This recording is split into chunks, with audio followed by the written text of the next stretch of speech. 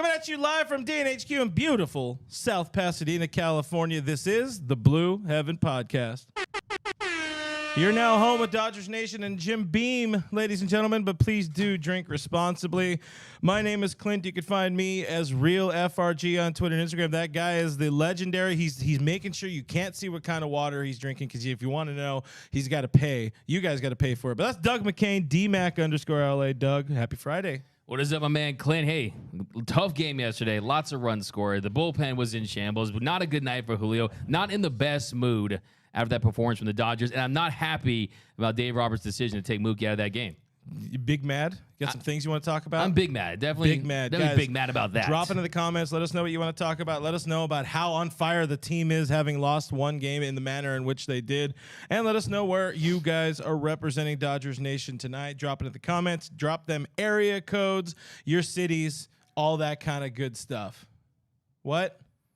I already have something. Oh, you do? Yes, you sir. got something? What do you got? It's what we're probably a minute into the show, and I'm gonna call this the Hornito shot taker comment. Wow. Early day. It's like a lead-off special bomb. stuff. Also, I didn't put the background on, so why don't you go ahead and tell the people what it is? I'm waiting for you, bud. So the Hornito shot taker comment of the show is Alexander Z said, Julio Urias, as Doug likes to call him, getting crushed like Hornitos on a Friday night. Nice. Let's well go. played. Well played, Alex. I understood that reference. All right, now we're ready for a good show. We're locked in. I forgot to do that one last part. But on today's show, guy, appreciate the comment, guys. Drink responsibly. Drink Hornitos like Doug and I do. But we do it, the safety of our home because we're good boys. Yeah, save it On home. today's show, is everything falling apart and the world is on fire? We'll find out. Starting pitching depth has quickly become an issue over the last week. Honestly, since Monday, since our last show, it is a very different feeling ball club. Things feel scary. Julio's up and down season continues. This guy wants to talk about it. We want to talk about Mookie Betts being pulled from the game early. Bullpen talk. We'll look ahead at the rest of this series and really how you talked about it on Monday, how tough of a stretch of games this is for this team for the next 2 weeks. And a whole lot more on the show. Again, if you guys want to hear us just in your ear holes, we are a podcast on all the podcast mediums. Check it out and do subscribe, please. YouTube.com/Dodgers Nation TV. Hit the bell, leave a like. When you guys comment on our stuff, it really helps out the channel, so please do that. And if you do it enough, Doug will do a barrel roll. I promise you, maybe. Maybe another shoe. You never know.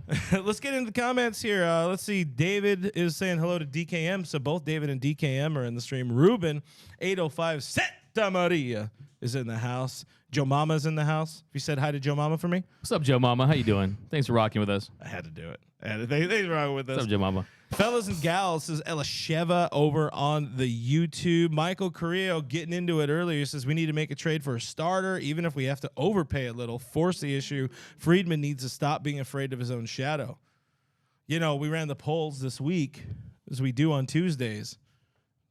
People aren't worried about Friedman. Honestly, the comments or the voter base seems to be even okay with Dave Roberts at this moment. But I think if we ran the polls today, people would have some concerns real quick.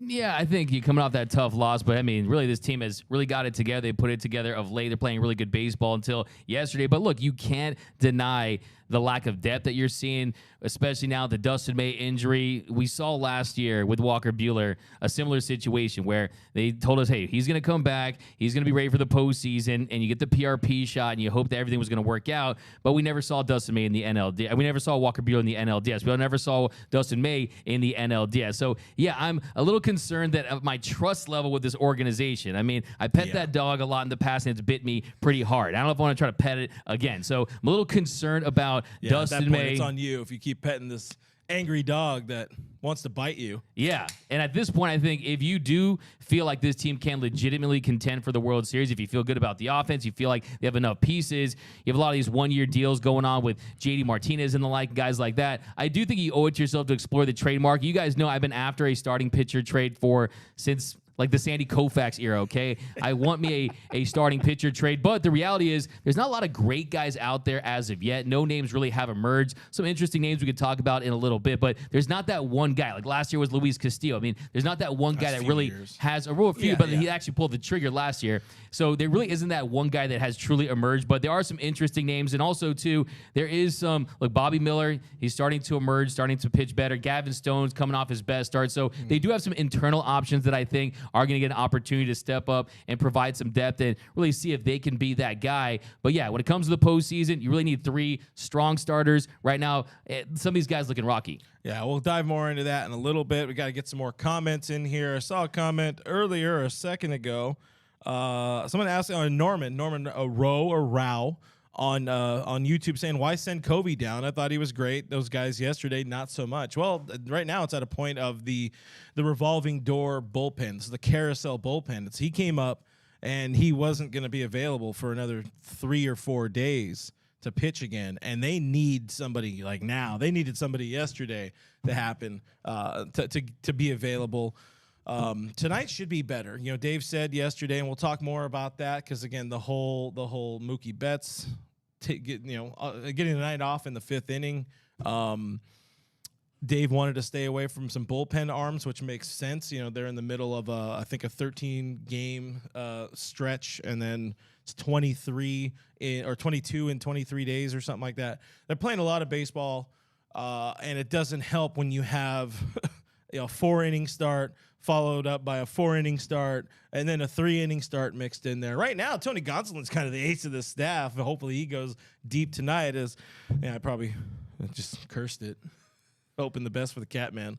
No, but you're right. And also, he happens to be the freshest arm, right? He missed significant time. Well, I think the innings have caught up to Clayton Kershaw a little bit, obviously dealing with the passing of his mom, still going out there making that start. But yeah, he faced a lot of traffic. He got into some deep counts. The punch-out numbers, the swing and strike numbers were pretty impressive for Kersh in his start against the Twins, but you're not getting those quality 6 and 7 inning starts. And the bullpen is starting to get taxed really heavily. And it's going to add up. It's going to catch up to this team. And yeah, they need to find a way to have Gonson go out there and make a strong start because, I mean, this is going to be the longest start of his season for sure. Hopefully it's a good one. But, I don't know if this is brand new, and Noah will look it up in the background. He's going to be our technical producer, we'll say, or something. I'm just going to make up bullshit things so he feels better about himself. But Elisheva says Doc told the press conference people that May will be out between 4 and 6 weeks. I don't know if that's new, but that's what you would assume either way with what he has, the flexor strain. I think what we'll probably see. Okay, 4, then we'll go from there. Gotcha. So it was a beat writer, like crazy beatnik, but that sounds about right for the bare minimum. What? Why a beep? With these situations, I just hope they don't rush him. I think what we're gonna see, if we're gonna get a little ahead to D May here, I think we're gonna see him. You're gonna have rest. You're gonna have PRP. You're gonna have more rest. Build him back up. I'm ballparking my needle in a haystack, throwing a dart at a pile of crap. I don't know what I'm saying here, but I think 3 months. I think we do not see Dustin May for 3 months. That sounds like that's the ceiling. I mean, hopefully, if it's 3 months and you can get him back with a few starts and you get him ready to go for the postseason. Yeah, we get in that problem again. If it's like it's only a few starts, that's kind of trouble. But we want to get into more comments, and then we'll dive more into pitching and all that kind of stuff. Jacob Rose mentions Dylan Cease and Anderson. I'm guessing we're talking about Tim Anderson, who's not a pitcher, but he is a shortstop, and you know what? You could always add more hitting depth on this team because there are a few wasted roster spots out there. Sorry, Trace Thompson. Noah Cameras in the stream says fire Dave Roberts. Oh, Rave Doberts, my bad. Different, no relation. He just doesn't like that guy having a job. Sarah Morris says she thinks Dustin May is done for the year. That'd be rough. But that's a massive window open to or massive door open for Gavin Stone for now. But hey, Matthew asks, what are your thoughts on Eric Hosmer being DFA'd? Yeah, I mean, ever since in a word, the big trade, I mean, you got to feel bad for Dave Navarro. I mean, he still can fall back on his rock career and get it popping that way. No, but yeah, no, I think it's a guy. Look, he's already had a pretty good career, signed a nice contract. He's living everyone else's dream. He'll find a place. He'll get a landing spot. Not too much on that. But we got some other comments here. We got, I think I just kind of want to touch on the Dustin May. I don't think he's going to be out for 3 months. I don't think he's going to be out for 3 months. I got him real agitated. What do you think about that? Or Cody? no, I meant not out for, like, no. Hey, we are getting back into this. No, not out for 3 months. I meant not out for the year. Sorry, I don't think he'll be out for the year because if he's Gotcha. going to be out for the year, that means that he didn't respond at all to the PRP shot, and that also you're going to have to undergo serious surgery. But it wasn't additional damage to the tendon of the UCL, so there's that. And I think, look, you talk to people, that scouts and this and that. They talk about Dustin May's mechanics and how it's not necessarily smooth. It's a little rocky out there. And I think the silver lining in all this is, look, they have to address that with Dustin May because, look, if it didn't happen in his last start, if it didn't happen in his next start, it's going to happen at some point if they don't clean up his mechanics. And he just has to do that if he wants to stay on the mound for his career because that's a violent delivery. Yeah. The way he throws that two-seamer, the way his release is, it's going to be inevitable unless they clean some things up. It might be something, too, where Kid needs to bulk up a little bit more. He's a very, very lanky, as Vin would say back in the day, all elbows and kneecaps from this guy, and going full blown pronation and overextension, but extension to get that 22 inches of run on that fastball. Yeah, no, definitely. Look, it's the gift and the curse, right? I mean, his stuff is filthy. We know that, but that does come at a price. But if you look at Baseball Prospectus on their injury list for this same injury for the flexor pronator strains, 2022, Luke Weaver, he missed 65 games. Hunter Harvey missed 80 games. Art Warren missed 45 games. And then in 2021, Jake Odorizzi missed 34 games with the injury. So if this really is what it is, he is going to be able to hopefully avoid injury and return. But I will say, the downside of this is he was going from the thrower to a pitcher, right? Yeah. He was really learning how to go out there and grind out starts. Yeah, he was my guy. He was my pick to be like a leader for the staff this year, and he was doing fine until his body was like telling him no. You got it. Yeah, I got it. All right. DKM said, "Hey, D-Mac, the hit song of NSYNC was a curse. Turns out they knew the true story of D-May. That's why it's called It's Gonna Be May." Oh, With yeah. intense music. That's what he said to you. Hey, Dustin Timberlake, it's gonna be May. But yeah, no. he's got to stop getting injured in May. I'm just saying. Yeah, May is not a good month. That's not been a good month for the kid. Tommy John towards UC on May Day against the Brewers. All these injuries are making me tired. Yeah, it's I'm gonna rough. put on my Manta sleep mask. Why don't you tell people where they can get one? I'm ready to roll. So Mantis Sleep, they make the world's best sleep masks and sleep accessories. comfy. Everything they do is to enable better lives through better sleep. They work relentlessly to improve and optimize sleep so you can have the energy to live your best life. Check out mantasleep.com today so you can sleep better anywhere, anytime. Get your Manta mask today. Use the code DN2023. Boom. Go get some Manta Sleep, guys. You're going to need some rest. I'm so refreshed right now. I'm going to keep refreshing while we're talking about things. Tell me which camera. Is it that one? Is it that one? Is it this one? I'm just going to stare into the middle of them both, and I'm going to say that, Doug, are the Dodgers right now the best team in baseball? Because everything just feels very scary and injured, and the pitching situation, man, is getting dire real damn quick. Dustin May, again, hurt. We've already kind of reacted about it. I say 3 months. Do you think less than 3 months, or do you think that's a fair pocket? I think like 2 months. I think in 2 months. I think they realize that. Sounds like a bet. I think they realize. Well, we can. I'm definitely on the optimistic $1 million. side. I'm definitely on the optimistic side. I wouldn't be shocked if it was 3 months. I was more reacted to the rest of the year. I think. It's fair. He's not. Look, if you look at the velo drop, yes, it was down 1.9 miles per hour on the fastball. It was down on the cutter. But I love the fact we still got those 2 punch outs in the one inning. So, like, even that's how you know how good Dustin May is when 95, 96 is down on his velocity. That shows you how world class and top shelf his stuff is. Man, you really wonder if he should be working in that range. Yeah, I think. Look, you can't. When you're like, for him, it's about his size. It's about the coil on his pitching, and just look. You're not going to have him like cut down that. He is going to be who he is. But I think there are some ways. Look, you've heard some people say, will he profile as a reliever one day because of that violent delivery, because of that 3/4 delivery? Is that going to be something that's going to hinder him throughout his career? And really, just feel for the guy. It's got to be extremely frustrating because he was just emerging as a good pitcher, a great pitcher. He was definitely headed for the All-Star game. I'm a little upset. I said back in November he'd be an All-Star. Now, guys, vote him in anyway, just so I can be right. Bad. Yeah, and you look at his ERA, a 2.6 2.68 ERA, 3.28 FIP. Yes, the strikeout numbers, they're not where you want to see them at 18.2%. That was his strikeout rate. The walks are a little high in 9 starts in 48 innings of work. But pitching to contact, learning how to work both sides of the plate, the two-seamer, working on the curveball. This is a guy that definitely is heading in the right direction. But I still believe that he'll be back in a few months. Now, to answer your question, are the Dodgers the best, worst team in baseball? I think that's a really interesting conversation right there because, yeah, if you look at it, this is a team. They won 15 of their last 19 games. They've won 6 straight series. This team has been the hottest team in baseball at taking care of business, and a lot of that has to do with their bullpen, with their pitching, but now it's starting to slide. I think the offense is going to be able to carry this team through games. I mean, just look at yesterday. They're down by 7 runs at one point, down to 9-2. Freddie Freeman gets the grand slam. They climb their way all the way back. But still, the reason why this team was hovering around 500 to start the year was because the bullpen was inconsistent, was because you weren't getting enough innings from starting pitching. Guys went down, and they're going to have to turn to guys. And you also figure out that this part of the season, if you're going to have an injury to a Dustin May, to a key starter, now you start the evaluation process. You mentioned Dylan Cease. He's an interesting name. Lucas Giolito, he's another guy that is on an expiring contract. Harvard Westlake kid, local kid. And then, there's some other names out there. Tyler Glass now is a very interesting name because he's still dealing with that oblique. He hasn't even pitched yet this season. Yeah. There's a lot of talk that they might move him. And I think... And it feels like at this point with the Rays, he's kind of... superfluous. But as the seasons go with this sport and all sports, they're going to have an injury that's going to happen at the right time for him to plug back into that rotation.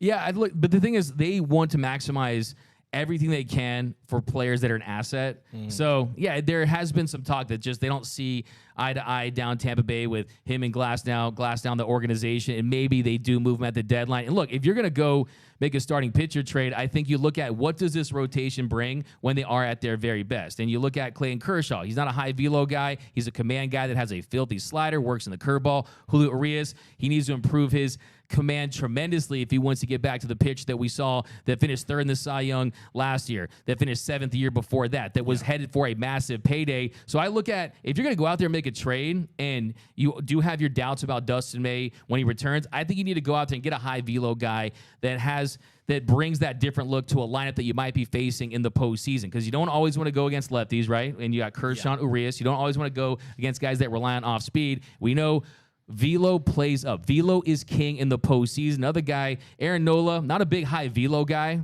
but they keep being bad. The Phillies keep being bad. You can see some dudes, especially Nola. He's another expiring contract guy. So and him and Urias, the fits and sits is there. Yeah, so there are some options out there, but I still feel like this Dodgers team, look, every time we doubt this team, every time we think they're going to go on a big slide, the offense explodes. You get contributions from one of these rookies. Miguel Vargas, another 2 hits from him yesterday. It is tough because, like you're saying, okay, Max, we'll get you out on this bandwagon's still free, right? Yeah, bandwagon still able to get it.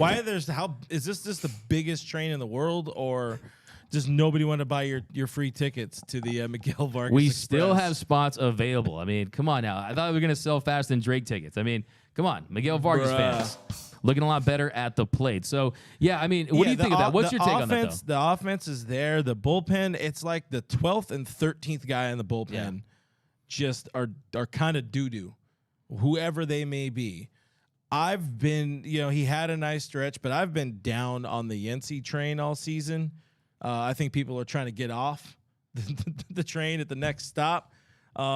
He's just had too many of these blow-ups, and now you're seeing back-to-back outings for him where he's given up, not just one. We're talking about 3 runs, I think, in both of his games, but he's given up multiple runs in both of his outings. He's had a few too many of those games this year. I think if there were a better option available in the bullpen, I think if you got somebody like Dan Hudson, who was, if he was available, he would take that spot. You'd feel a lot better, but you look at that game yesterday where, you do have the grand slam. They find a way to claw back into this game. They bring it to 9-8 at one point. But by that point, Mookie Betts is already out of the game. Every reliever gave up just a crap ton of runs. It was like two, then 3, then 4. Andre Jackson, is not a big leaguer. Noah and I tried our best to make him a thing this year. It just did not work. He does not have the stuff to get these dudes out at the big league level. he gave them some innings, but Dave rode him too long, and I don't see it. It's not there. He also doesn't have the stuff to be a single inning like dominant dude or whatever it is. But the bullpen is giving me the struggles or giving me the concerns. But also I'm gonna take that and I'm gonna push it to you because I know you wanted to talk more about the Mookie thing. Like, how do you? Dave essentially admitted to like they looked towards the long term. They looked towards this tough stretch of games and wanted to save some arms and get some people off their feet. Some people being Mookie Betts, your $65 million guy.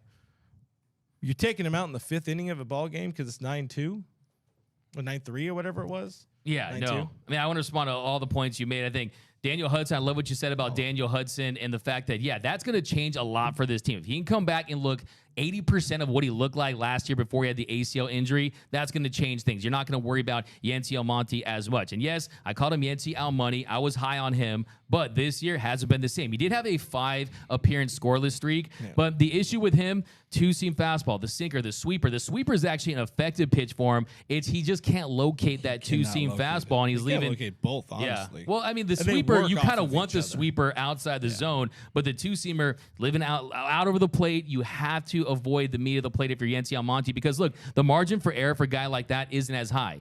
Velocity-wise, he's okay, but he's not a guy that's going to blow past guys, so you definitely want to change that. And I think he's your classic case, Clint, of you fixed him 1 year. He's a volatile reliever. Look, what's the Baja Men's second best song other than Who Let the Dogs Out? Do you know? No. Exactly, right? They're a one-hit wonder, right? No. Bullpen members are one-hit Didn't wonders. they just have the one song? They actually had a second. I was watching YouTube the other day about their second best songs of one-hit wonders, but yeah, my point is you're gonna have one-hit wonders, right? But every now and then you'll have an Evan Phillips who they found, and he's proven this is who he is. A little bit of a late bloomer. This is who he is in this career. Yency Almonte you can't trust. So I love the fact you bring up Hudson because if he does return to form, I think that changes the game. And also Alex Reyes is a guy, Fire Rise, and they do have some guys that could come in and contribute. Hopefully they. But come at least the back. And upside is there. They're still kind of far away, and even starting pitching. I want to talk. We got to talk starting pitching as well, but I want to talk. Yeah, let me touch on first Andre Jackson. So Andre Jackson, I think he went out there and he battled. But so 2 grabs I had with Dave Roberts yesterday. And first one, the Mookie one, I'll touch on in a second. But in that situation, Andre Jackson's out there and you're hanging him to dry and you haven't faced Lars Nootbaar again. And you know that he's going to go deep. You got to go to a lefty in that situation. And if you're telling your team first in the game, you're saying, oh, we're down 9-3. We're down 9-2. Even though we had an epic 6-run comeback last year. You know, one gripe I will give to put on Dave, I guess, or put out there about Dave is that there are times where he does not worry about damaging some players' careers. Look at Jake Reed, the situation he was brought into in what is that place? Chicago earlier this year. Yeah. I mean, dude got on a plane at 4:30 in the morning, flew there, got to the ballpark like in the first inning, and was thrown into the 3rd inning and gave up like 17. Or I think it was actually like 6 runs, but 17 home runs sounds better. It sounds more dramatic that way. It makes Dave Roberts look worse. But you have that. You have the Covey situation. He's thrown out there, and it's like, hey, you did great. Bye. Thanks for stopping by. Covey talking about, oh, man, I feel so good. It's my hometown team. Grew up right down the road. Bye, bitch! Like, you out of here. And then Andre Jackson, who's had a tough year, and he's admitted to having some mental struggles with the game and with his stuff, and leaving him out there for you had 3 innings, he did well. Let him soak that in. Continue to run Trace Thompson out there against left-handed pitching. Dude hasn't gotten a hit in more than a month. It's insane. Baja Men had a hit more recently than Trace Thompson. No, bruh. Little call back there. I think there's just some times where Dave is like, I think he's gonna figure it out is detrimental to some of these people's lives, livelihoods, and careers. So some might say those are all the same thing, but I just wanted to throw that in there to bitch about Dave for a second because people, I feel, thank you, don't think we complain about Dave Roberts enough. We haven't for a while. But I'm a that's straight just the shooter. thing. I mean, I give him credit when I think he deserves it, but I think, too, I'm critical. And I think in this case with Mookie Betts, it just sends a bad message. I think you're trailing 9-3 in that game. You're in the 5th inning. You take out Mookie Betts, and he would have been up in some key situations later. And then he doubled down on it after the game when he was speaking to reporters, and they asked him about it. And he kind of made light of this situation. He was saying, I told Mookie that, Trace took that walk. I'm glad I took you out. Really? To me, that's not funny. I mean, to me, you look at Mookie Betts. This is a superstar player that is still he still has the record for the largest contract, 12 years, $365 million. He's in his absolute prime at age 30. I just don't love it. I'm watching the NBA. I'm seeing Jimmy Butler go out there and grind. This is the town of Kobe Bryant Mamba mentality. Remember what Kobe said? Kobe said, hey, why would you play through injury? Why would you play every single game? Because there might be someone in the arena that spent all their money, is only going to get one chance in their lifetime to see me play, and I play for that guy. I play for that fan. I play for that person. So, yeah, to me, I just didn't love that. I think that, to me, waving the white flag that early, and I think you wave the white flag later when you don't give Andre Jackson some support. So, yeah, I think that, to me, it kind of speaks to an issue with this franchise as far as how they treat superstars. I think it's a two-way street. I think superstars want to come to LA because they know they're going to be around other superstars. They know that the PR team, they're going to kind of coddle them to an extent. But when it comes to, hey, if you're on the Yankees, if you're on some of these other teams, they're gonna put you to the fire a little bit. And they're gonna put a little more pressure on you. So yeah, I think for that situation, I just didn't love that. I mean, you're going on the road. I mean, I had them going 5-2. Now I'm kind of worried about that. Now we come back to being about It's us. about me. So yeah, let's make it about the people in the stream. Cody, I know you got a couple of things you wanted to talk about. So let's hear from Mr. Cody Lou. What you got, Chief? We have a super chat. Yeah, we got to get those Dodger lights. Dodger no lights. load managing. Can we get the Charmin song. By the way, I like that new That song song they're playing? playing Yeah, at Dodger it's like Stadium old school, in the right? store. Yeah, it's got some Dun, vibes dun, to it. dun, dun, So dun. shout out Dodgers for doing that. Cody, the floor is yours. We have a super chat from Skibito Gaming. He says, I love that guy. can't wait till Hasbro starting lineup does baseball figures so we can get some Dodgers players, maybe even a Vin figure in the booth. Oh, that would be cool. How about some toys? Playing with our toys. That would be pretty cool. Get them all over the desk here. Put them on the bobblehead shelf behind me. Hell yeah, I'm in. Our starting lineup's Appreciate back. the Is that a comment. thing again? I guess he says can't wait till Hasbro starting line does Nice. baseball Is that a thing? figures. I mean, I used to get those at Rite Aid. Remember, we got an Eddie George one. Hold on, guys. This is Nick Van Exel. This is Doug's. My childhood was Eddie nice George. corner. Oh, that's right. You're a It reminds me of that scene in Home Alone where Kevin, he knocks all Biff's action figures down with the BB gun. But yeah, I'm looking forward to those. I cannot wait to see those. Which starting lineup do you guys want to see? So you got to choose the right time just to give Doug that hair of silence, and you watch him flounder. It's beautiful. Eddie George, big Ohio State fan or something? Appreciate the comment. Appreciate the Collector. super chat. Did you Yeah, have float anything out else? of You're it. good, right? I thought I saw you. Shout out to Skibito Gaming, though. Shout out. Skibito. I feel like Skibito Gaming maybe owns starting lineup. He's trying to get some free promotion here. That's my theory here. Well, That's Hasbro, if you're literally listening, not free promotion there. They paid. The Okay, super okay. chat. Okay, Max, get you on this Yeah. one. Do we want to talk more about the options to replace Dustin May, or should we kind of Good. expand on the rotation a little bit more first? Because again, D May out. You're coming off a rough start. I guess to give a hair of credit to Dave, particularly on the bullpen side, I would say I'm more on the agree with you about being angry. Not angry, but just don't take Mookie out in that situation. If you wanted to get a day off, give him a damn day off, But keep him out there. Pitching wise, though, it's rough. These dudes have been not answering their call as well as they should. Of course, D-May goes 1 inning. He's hurt. Kershaw couldn't work the magic again and bail out the rotation with a gem. He gets through 4 innings. Syndergaard gives him 4 innings. Julio gives him 3 innings. Again, Gonson, like I said, is kind of the best starter in the rotation right now. Julio needed to do better yesterday, and they're talking about maybe he's tipping. They said they weren't able to confirm anything about tipping, but There's something wrong with Julio. I don't know what the hell the deal is outside of maybe it's just I put that in the ethos. I said this is not going to be as good of a season for him. Did. So let me go ahead and just pick up that victory lap real quick. But what are you seeing out of this guy, and are you worried about just what he's going to be able to give this team for the rest of the season before we start worrying too much about how much money he's costing himself in the offseason?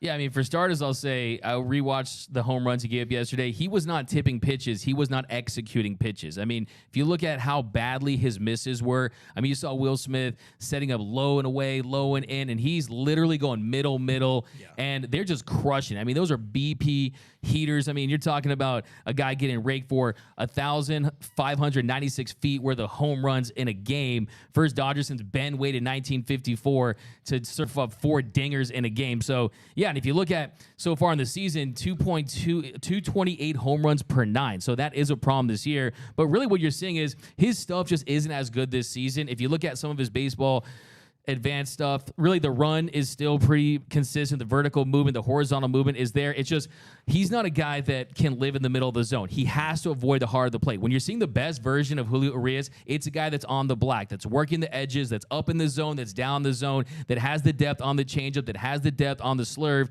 and he's just not executing pitches. It's pretty much as simple as that. I think, too, from a mechanic standpoint, you know, when you watch him, he's doing that really big, like, kind of aggressive pull where his leg is flying this way. There's something up with his mechanics where he's not getting that same follow through, that same just downward motion, that tilt to the plate that you're seeing. I mean, when he was at his best, he was mostly pitching out of the stretch in the last 2 years. And, and he's, you know, we talked about it a couple weeks ago. The windup is kind of back, and it's exaggerated, maybe a bit too much at times.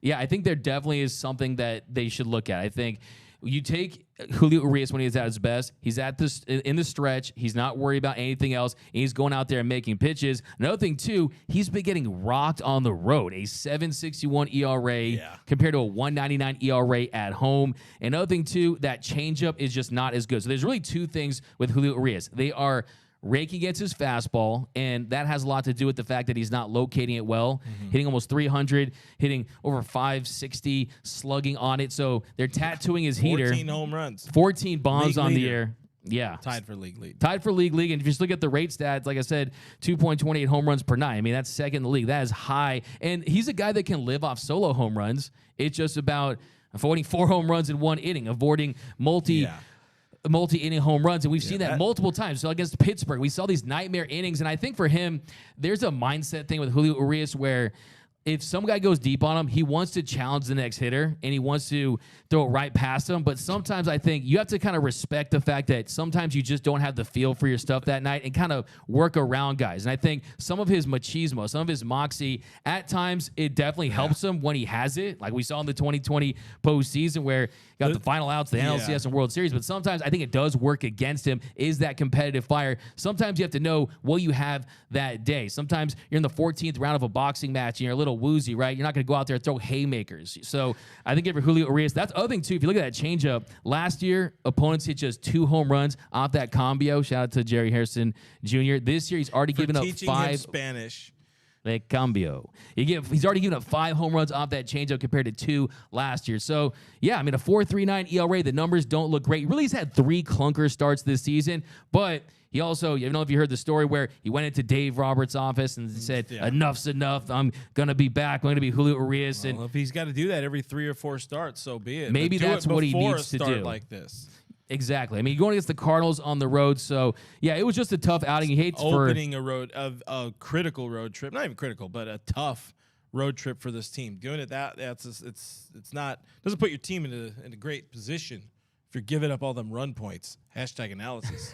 I love when you do that on Twitter. I look forward to that. Those are bangers. Usually it's bad because the team is sucking butt. Yeah. Not in the fun way. Is there a fun way? You let us know in the comments below. Please don't. Yeah, but let us know. I mean, what do you? I mean, do you think we're gonna get? I think this is. Respectfully, gang. Yeah, I think this is one of the most important issues right now. If you're looking at the Dodgers universe, you talk about the bullpen, you talk about the starting line, you talk about Dave Roberts. I think the fact that Julio Urias does not look like the Urias, I don't know if I can call him the Urias anymore. I dubbed him the Urias. Right now, he's not looking like the Urias. The Urias. The Urias. Some people, I get every comment. People call him Urias. I don't like that one. I hate that one. That was you. I don't like that one. Okay, he's still he's going to be fine. I question the level of dominance that he can get to before the postseason. He's a guy that for the past few years, they've rode him very hard. I think he's a guy that they're going to ride until the wheels fall off when you consider the fact that he is in his platform season. He is a guy that is represented by Scott Boras. And yeah, I want to kind of touch on that too a little bit, how this is impacting his contract status, and kind of get your thoughts on that, because we've debated here in this office off camera. Yeah, and because Cody didn't record it. Yeah, he's costing himself some money right now. I mean, he has a lot of time to rebound, and you know what gets pitchers paid either way. It's what you do in the postseason. So he could be doo-doo all year long, and if he can go out and put together 6 incredible starts in the postseason en route to a World Series, then he's going to get whatever a starting pitcher equivalent of Joe Kelly money is, which is a lot more Joe Kelly money. But we've seen it. We've seen it happen a lot in this league. Shout out Derek Lowe, Dodgers back in the day, 2005. Happened with him as well. He's going to get paid. He might be costing himself a little bit right now, or maybe a year or two. But I don't think it's going to hamper the bag that much. Do you feel differently? I think it's going to hamper the bag in the sense that had he had a dominant year, I think it's clear to me. I think the writing is on the wall. Scott Boras, he knows that Julio Urias, he's entering his age 27 season. I call him the pitching version of Bryce Harper and Manny Machado in the sense that Urias. I'm so confused. I'm sorry. No, in the sense that he made his big league debut at 19, and he's hitting free agency so early in his career. And we know what Boras wants to do. He wants to top his previous contracts. And who's the last guy he signed to a big deal? Steven Strasburg with that $245 million deal. And that deal's been an absolute bust. So we know that teams are going to look at that. I mean, teams are not going to invest in a starting pitcher from a 8 to 10 year standpoint unless they feel like he's dominant, unless they are confident he can be a guy that can lead you in the postseason and be a dominant ace for 5, 6, 7 years. And I think what works against Julio is he's not a guy that's going to pump 97, 98 miles per hour. His fastball velocity around 93. We saw him punch it up to 97 miles per hour, but that's not what he does. He induces soft contact. And the funny thing about him is when he induces soft contact, it's not like he's getting a lot of ground balls. He gets a lot of lazy fly balls, and that's when he starts to get in his groove. And then you see him get big punch outs in big spots. But I personally do think that if he doesn't finish top 10 in the Cy Young, if he doesn't have a sub-3 ERA, if he enters his platform season without a dominant year, I do think that this could cost him anywhere from 50 to $100 million, something in that range, just because, and I say that because I think he's a guy that had everything worked out. He could have been looking at a $250 million contract. Now, I think Aaron Nola is going to be in the $200 million range. I think Julio Urias could be in the $200 million range as well. But if he struggles, maybe 175, and that's still a lot of money for a guy like that. But I think they're going for the years for Julio. And let's be honest here. Let's be 100% honest here. Andrew Friedman and this organization, if it wasn't for Julio's history with this organization, the fact that he was a former top prospect, the fact that he is the indelible image of what you think of when you think of that final out when he freezes Willy Adames in the 2020 World Series, if it weren't for that, this is probably a guy they in most years would let walk. They wouldn't even consider it just because they don't like to sign pitchers to 8 to 10 year deals. That's just not what this organization does. Also, too, they're putting all their eggs in the Ohtani basket. I don't want to get too much. It's related. It's related to the Julio thing. Yeah, I can see the sort of legacy contract with it. Definitely has that. You could sniff that a little bit here and there because of what he means to the team. But also, we've seen this team just let people walk. I don't know how important that is. I wanted to get to a couple of comments here. I had another one, but then I lost my train of thought because we got a few comments in here. Boomer Assassin dropping in saying something I said before. He says Julio needs to hit the gym and switch from Lardy Beans to Baja Fresh. Hey, to his credit, though, ever since I berated him on this show, called him Mas Gordito, he started running, that's whatever. He started running up and down at Dodger Stadium. We see the clips from the board people on the social media when they get there too early. Shout out beat writers. Really terrible life. He's putting in the work. He's trying. He wants to be like his Flaquito buddy Victor over there. Noah Ortega with the super chat. Yo.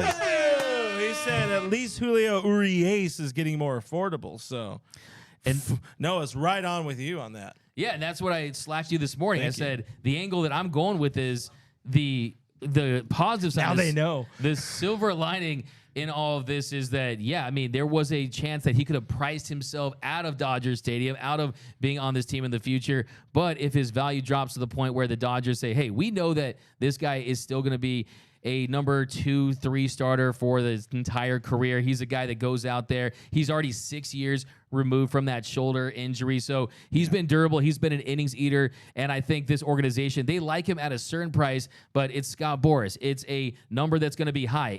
They're going to get up against possibly the Padres, the Texas Rangers, other teams that need a starting pitcher. So yeah, I think that definitely is an angle that, this might be the only way. The fact that he's struggling. I mean, by the way, let's just point out, I mean, he had a rough start, but he had 3 really good starts before that. He went 7 innings, he gave the 2 home runs against the Padres, but gave just 2 earned runs. Also, other start against the Padres, he gave 2 runs in 5 2/3, and then he pitched a gem against that Phillies team, went 7 strong, had 10 punchy. So he did put together 3 really good starts. Did have a 4.73 ERA in April, has a 4.37 ERA in the month of May. But I will say, this might be the only, if you want to see Julio Urias in Dodger blue, the only way that you could conceivably see that long term might be if he doesn't have a great year. I think that's just the reality of the situation behind the scenes.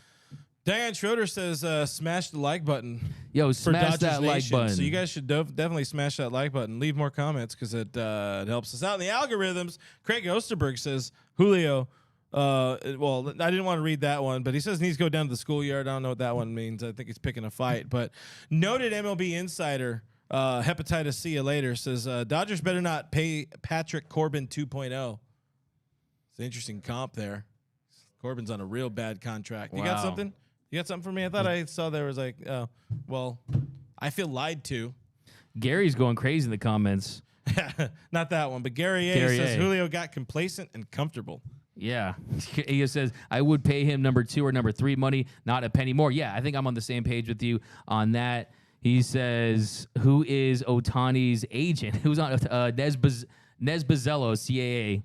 He's a CAA guy. This is a guy Nothing who gets by you, Chief. Nothing gets by you, Chief. That's all I do. Best friend. Yeah, he just waits for. He stalks Shohei Ohtani. Say my Shohei Burns Corbin every day. Burns, Louis Castillo. No Burns anymore. I only like Elite. Oh! Burns fell off. Burns has fallen off. Burns has fallen off. Dodgers Woodruff is actually better than Burns this year. slams former No, NL or Cy Young Award Corbin, winner. you give me one good start, I'll fall back in love. Okay? I'm easy. Craig Osterberg, cat man. easy. Hope he had a great game.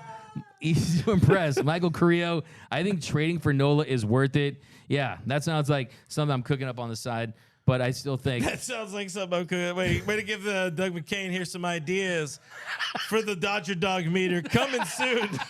Subscribe, youtube.com/Dodgers Nation TV. Hit the bell, leave a like, leave a comment. You'll be glad you did. All right, we talked about the starting pitching. I guess we should touch on just for a second before getting into the bullpen. It's how are they going to replace Dustin May? It sounds like it's going to be not Grove, the other guy, Stone, Gavin Stone. He's going to be back. He came off a really nice start on Tuesday. It looks like he's going to be in the rotation for the foreseeable future, unless they opt to go the Michael Grove way, because he's up with the team on taxi right now. But it also kind of doesn't make sense because he didn't go on a rehab assignment anymore. True. He hasn't thrown, for an extended period of time. He hasn't thrown more than, I guess, backfield batting practice at Camelback Ranch. Pitching to JD Martinez to get him ready to rejoin the roster a couple or last weekend. And you mentioned Bobby Miller. He's been a lot of bad, but some good in there. I think he has 2 really good starts, but still has an ERA pushing 6 right now. Yeah, the numbers aren't very high on him, but the stuff is always going to be good. Pepiot, Ryan Pepiot, unfortunately, just not responding. The side is making it where he can't do his job, so we might not see him until August or something like that, which is kind of rough at full strength. Is Gavin Stone the answer for now? I think right now, that is the guy I look at to take May's turn in the rotation. I think he already got that start early in the season. Turns. Well, yeah, Turns. I think he's going to be the permanent replacement until further notice, unless he goes and he doesn't fare well at all. But like you said, he's coming off his best start, had 24 swings and misses, 10 punchies. And I think for him, the big key is, can you find that third pitch at the big league level? Can you control that fastball at the big league level? And also, too, can that changeup play up like it did in AAA, where you're the minor league pitcher of the year, when scouts said it was the best pitch in the game at this level, because it didn't in his first start against the Phillies. So it's definitely a little early, but you're never really ready for the show. I mean, you don't know if you can hit big league pitching until you face big league pitching consistently. So I think might as well give him that shot early on. And you look at Michael Grove. Look, I mean, he had a pretty nice start early on this season, but really was inconsistent. And he did that while sick. Yeah, he was sick. I know. Got that strep throat. He was sick, but at the very best, you're talking about a guy that if everything worked out for Michael Grove, he'd be a number 4 or number 5 starter. Yeah. If everything works out for Gavin Stone, I think he could be a number 2 or number 3 starter at the very least. So when you look at upside potential, you go with Gavin Stone. Ryan Pepiot, I think that's just a disappointing, frustrating development. Yeah, it really is. They're both facing hitters, Grove and Pepiot, but yeah, Pepiot, what I say when he had that first oblique injuries, they linger. They're tough to assess. And for him, this was going to be a big year for him to get that opportunity. He won the role coming out of spring training. And I think that got him. I think the Tony Gonsolin injury and him wanting that opening day spot in the rotation so much, he pitched through injury and he cost himself essentially the 23 season, or at least half of it, wanting that job. Because he was hurt. In my opinion, he was hurt against, and I think he actually said it at some point too.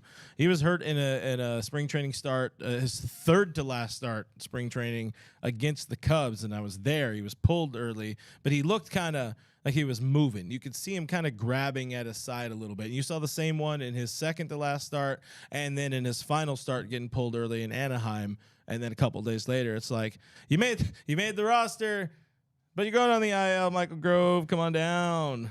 So sometimes you got to, pick your battles and not go for the opening day roster and save yourself 3 months of baseball, 4 months of baseball potentially. Yeah, no, it's tough. I mean, I think you saw he grinded out throughout spring training, really gave it everything he had. And, yeah, unfortunately, injuries just happen. And, yeah, maybe later. Fake news, yeah. Maybe later in the year he will get a shot. I mean, I wouldn't – the way the luck – happens. I mean, it's like Squid Games every year for this team. I mean, it's like injury after injury. The injury bug sinks his teeth into this team. Also, too, you don't have Tyler Anderson this year. And Tyler Anderson, he's been a train wreck for the Angels. Yeah, by the way, go read my tweet when he signed with the Angels. I said he was going to have a bad year. He was going to have regression. All the numbers point to that. And he's been atrocious for the most part. I mean, a 5.27 ERA, his FIP's close to 6. But they haven't found that one-year gem like they had hoped Noah Syndergaard was going to be. Yeah. So, yeah, I think if you look at the rotation as it's constructed, I think Gavin Stone can definitely come up, and I wouldn't be surprised to see him have success. I don't think he's going to go lights out and be an ace right off the bat. I think he's going to have his bumps and bruises. He's going to have to take his lumps early on, but I don't think the answer is there quite yet. I think the big picture move right here is, yeah, you're going to have to explore that trade market. I think the offense, yeah, you could add another bat, especially a guy that can hit left-handed pitching. Yeah, you could go after a Willie Adames, who probably won't be available because the Brewers are winning, and then Tim Anderson if he becomes available. But I think with some of the bullpen pieces, they're going to come back with the possibility of Walker Buehler as an option late in the year. I think you look at starting pitching, and that's the case each and every year. I mean, even last year, look at the first 2 games of the NLDS. Kershaw and Julio, they didn't have great starts. They both gave up 3 runs. They weren't fantastic in that series. No. They need... They were fine. They were not good. Yeah. Yeah, this is a team that I would like to see them get one more pitcher man for sure. I don't think they're going to do that. I don't think they're going to go that route. I don't know where you really help this team because, if Gavin Stone doesn't work out, then it's obvious. You got to go get one more guy. But what is working out for Gavin Stone? I mean, what are realistic expectations? Working out, you get yourself an 18 Bueller. Ooh. I don't envision that for him, but the stuff is pretty filthy. He just, in his debut start, he did not have that changeup. He did not have the grip going. There was probably some nerves. There was probably some sweaties. It just did not work out all that good for him. But I think it was an extremely beneficial learning experience for him that when he gets his next start against the Braves, it just looks like when he's going to make his next start, I think we're going to see a much, much better outing out of him. And that's not saying very much because the first one wasn't very good. But I'm pretty excited about this kid and more excited about him, honestly, than somebody like a Bobby Miller making a debut at some point in time. Yeah, Bobby Miller's made 8 or 9 AAA starts. I mean, he hasn't figured things out. You don't want to jump the gun on your top prospect. You could stun his growth. And the reality is they know if a guy has a chance to have success. They won't throw a guy in the fire unless they've seen and identified ways that he can get out big league hitters. And I think right now he's still a work in progress. And there's a reason why they slow played his year. I mean, he's thought that he's been ready to go all season long. They're like, slow down. We're going to play it slow with Bobby Miller. We're going to try to continue to refine that delivery. He's a guy that, 101 plus on the gun, that's going to play up, but he doesn't miss as many bats as you would think for a guy that throws at that velocity. You know, where I'd like to see that 101 on the gun? The bullpen. I would love to see Bobby Miller over Yency Almonte getting some innings. You can't. I understand. You can't take your top pitching prospect, put him in the bullpen. Smart play, but I like to win the sports match. But I see what you're saying. I understand it's very dumb, but I'm not convinced that Bobby Miller's a starting pitcher. Just not. I don't think that's his future in this game. That could be true. Like 75% of prospects don't work out. So for anyone to say, no, he's going to be the next Nolan Ryan, it's unrealistic, right? Some of these guys aren't going to work out. And there has been a lot of discussion about his Rocky delivery and that maybe he does end up in the bullpen. But I still think that he has shown flashes of dominance. And the thing is, everyone focuses on the velocity. It's probably not even his best pitch. It's his off-speed stuff that really is his best pitch. So I still think it's a work in progress. I wouldn't throw him in the bullpen just because that's your top pitching prospect. You basically are going to stun his development as a starter. If you do that, he's a guy that needs to pitch every 5th day down there and go out there and make big starts. So, I don't see that happening. But, hey, man, it'd be kind of fun in a pinch if it came to that in the postseason or something like that, a role where he had gotten a full year of development. And you get the full AAA year of development, and then you throw him in there. Maybe if other guys go down as an option to turn to, that's interesting to me for sure. But I've been saying this for years, man. Velo is king in the postseason. Slugging is king in the postseason, especially with a team that relies on a lot of ground ball outs and BABIP outs and finding a way to just make plays defensively. So I definitely think another gasser is going to be big for this team. Don't forget about Liam Hendriks, man. Hendriks is a guy that I think this White Sox team, they're so ready to just trade to trade all their pieces to us. I feel like, you're just really trying to manifest this. I just know. Does anybody know where to get a voodoo doll of a baseball organization? Give it to this guy. Who's there for the White Sox? Is that still Jerry Reinsdorf over there? It's still Jerry Reinsdorf. Just get him a voodoo doll, Jerry Reinsdorf. And I heard someone else on another program that was saying a few days ago, I have this great idea. We're going to make this big trade with the White Sox. I think the White Sox. I told you in November, your 2 favorite teams this year have to be the Dodgers and whoever's playing the Brewers and the White Sox. So, I still think there is a trade to be made. And I think what it comes down to is you're only going to see them trade for players. They're on 1-year deals that have that payroll flexibility that won't limit them in the offseason. But look, we're talking about a team that's still in first place. We're talking about a team that has played better than anyone had expected early on. It's just about getting through this. It's always the month of May. Dustin May in 2021, and they're definitely hitting a rough patch injury-wise, but hey, who knows? They could take the next 3 and finish off with another good month and win another series. Listen, it's a Friday show. We got to go all doom and gloom. They gave up 16 runs in a game. We're going to blow everything up at this point when that happens. And when it happens when your manager benches your best player because his legs or whatever, he wants to get him off his legs because they're about to play, they're about to work the next day because that's what they do. You got to complain about this team. This is what we do in this show. It's fun to complain about this team. Congrats, by the way, Freddie Freeman, 300 career home runs. That was cool. There's a positive thing. There's one positive thing. We are on the same wavelength. All right, let's talk about more bad things. The wise guy here in the stream asked, "Where are you boys eating?" We had Cheesecake Factory. I played today. basketball today. For some reason, I'm like post sweating. Boss man, getting us Cheesecake Factory. It's delicious. Cheesecake was good. Food's good. What you got? Oh, nothing. I was just. Sorry, because you talked about Freddie Freeman. I was just saying, it's great. You want to talk about Freddie Freeman? King of Veneers? Chelsea. He is the king of veneers. I love that you said that. No, Cameras put out a tweet. Chelsea was really happy about it, too. Shout out you to put Freddie. out a tweet? So proud of you. Man, look at you. I did not pay attention even slightly yesterday. Anything you did specifically, Noah, at Noah Cameras. Follow him on Twitter. You got any comments, Chief? Got some comments for sure. We got Jens down to AAA. That's from Boomer Assassin. We got Matty Man. Yensi's confidence is shot. Mike Saldana. Freddie Freeman needs facial hair. Mike, he actually does have a little facial hair that kind of grows in, right? That's how it works. Yeah. I mean, he's not clean. You know about Doug paying attention to his. But he's not clean shaven, though, is my point. Yeah. He's got a little like. He's kind of got the 5 o'clock man. shadow. He's kind of got that 5 o'clock shadow. He does have Jim Carrey's teeth from The Mask, which definitely looks really cool. But yeah.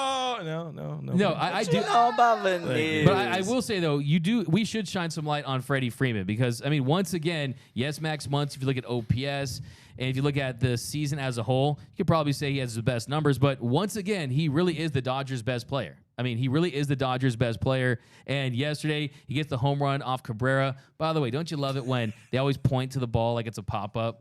Like it's going to be a routine. Oh, I love that. I appreciate you did the tweet. I live those. Yeah, that's so good. Maybe he just meant for, they just wanted to warn the It's people like, in the 4th and 5th row. She goes. He was Yeah. warning. He's like, "Hey, it's the 300th one." Somebody get that ball. But yeah, congratulations to Freddie, became the 5th Dodger to reach 300 bombs in a Dodgers uniform. Duke Snyder, Gil Hodges, Gary Sheffield, and Adrian Gonzalez all hit 300 in a Dodger uniform. My favorite, the chef, Gary Sheffield. Look at them now. None of them are Dodgers anymore. That's how it works. Yeah. Joe Mama says, shout out to Gary Lee in the stream. So shout out to Gary Lee for some delicious Cheesecake Factory. Seth Gribble, great comment here, says D-Mac gets sweaty when talking Dodgers. No, I played pickup basketball today with the staff Light work. today. Yeah. Light And work. Let's say I'm gonna be popping leaves and Tylenols all night, man. I'm pretty sore, and for some reason I'm like still sweating, even though I played like 10 hours ago. D-Mac was like LeBron last night. He You know what disappeared. helps? You know what's help? I was like helps LeBron, 1 for 20. Loosen up the body at home is some nice hornitos. Some hornitos. You Just rolled saying. your R the other day on the live stream. I loved it. Hornito. Yeah, people were mentioning that. I was pretty proud of myself. We got shout out to Gary from We Joe. already did Oh that yeah, one. we Yeah, got we got that one. Peach. Yeah. Mike Saldana He says just really wanted to shout out Gary. He appreciated the lunch. we got Verdugo is having a career year. If you're talking about EC Dodgers, yeah, Verdugo East Coast. a much better year this year. I mean, yeah, I'm actually a little surprised with his ability to really put it together. I mean, he's really having a really nice year with Boston. Fortunately, that team's really not going to go anywhere. But yeah, I mean, still, that's a deal you do every Boston. single time. Boston made a huge acquisition today. You guys should read about it on DodgersNation.com. All about the massive player they stole from the Dodgers AAA system. I'm just saying. You can only learn about it there, though. Yeah, DodgersNation.com. DodgersNation.com. We got I Got Jams, a trade proposal, package Urias, Roberts, Thompson, and their top 10 prospects for Ohtani. Yeah, they wouldn't pick up the phone in Anaheim for that trade All right, proposal. let's quickly talk about the last 3 of these games of this series and get the hell out of here. So far, we're not looking good for our weekly predictions. What did we have again, Cody? I forgot where we were at. Clint, I you already s- lost. Clint, you said at the beginning of the week 6-1. To be fair, I wanted to say That's still 3 pretty and good. 3, but people make me feel bad because I'm always so nice and positive about the team. Negative and Nancy over there. Doug said 5-2, which is still holds it's up. in I'm not play. eliminated. Still holds up. It's in play. I'm like the Listen, Lakers. I hope I'm for the still best for in the you. playoffs, but it's not Are looking you good. really? It's not looking Yeah, good. you know. Things are. There was a number of Lakers comments in here, so you guys Yeah, should. there's a Are lot you of- guys actually doing a thing after this? They said they didn't know Darvin Ham went to the school of Dave Roberts in decision making. Somebody write that article real quick. Put him. Comment on Dodgers live stream slams Darvin Ham. Shout out to you, Darvin. This is a I would say winnable stretch of game. I don't know. It's a tough situation because the Cardinals were doo-doo and now they're doing okay, but also Steven Matz, who they're facing tonight, right now, hasn't had a very good year.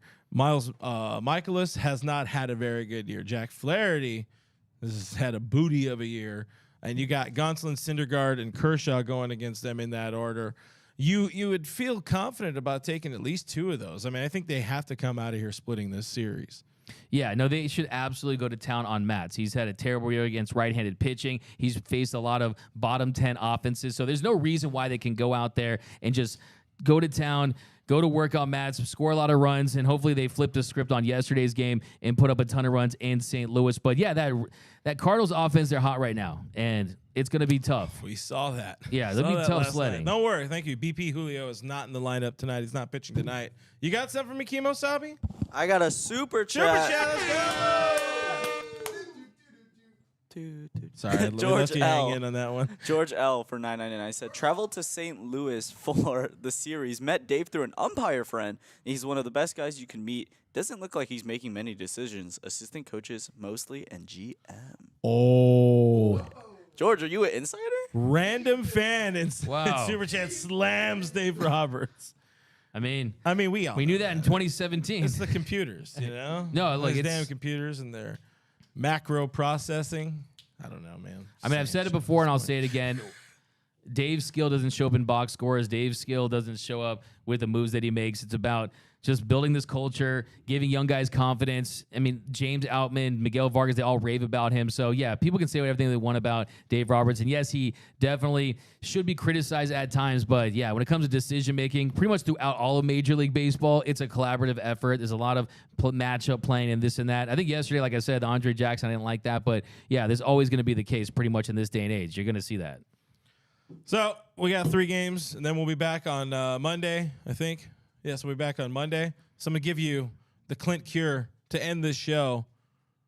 I think these next few games, you're going to see some big stuff out of your good friend, Miguel Vargas. I got 2 home runs in the next 3 games for Miggy Vargas. Dude, Clint got a ticket to that the bandwagon. Hey, get on my train. It's better. We got a bigger caboose.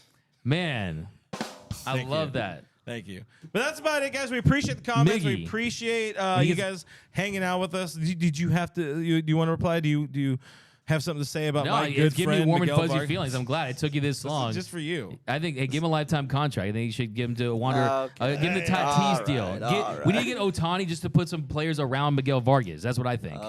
Build around Is that what Miggy. we're doing? Is that what we're He's the chosen one. Hey, 2 hits yesterday. He got a nice walk too. Jeez, this guy can do it all. Find us on the internet at DodgersNation.com. Do subscribe to us on the podcast areas. We are Blue Heaven Podcast. You can hear all our stuff on there. Some great interviews recently with our boy Doug here, talking to Buster Olney. You had the book guy. What's his name? Eric something or other? Eric Sherman. Great Eric book. Sherman. You had the chat with the Padres YouTube guy. Borna. Forgot about that. Hogwatch. Whole bunch of good stuff on our Twitter. So you guys are on our Twitter, on our iTunes feed, Spotify, iHeartRadio, everywhere podcasts are available for free. We're there. So check those out. Listen if you can't watch live. Of course, watching live is the best way to enjoy this show, if you want to say this is enjoying. So youtube.com to watch live, subscribe, bell, notifications, all those things. Do the things. Make us happy. Please. I'm begging you. Thank you for the comments, the super chats. I'm Real FRG. That guy is DMAC_LA. We are Dodgers Nation and all the spots and all the things. We'll see you Monday. Go Mickey Vargas.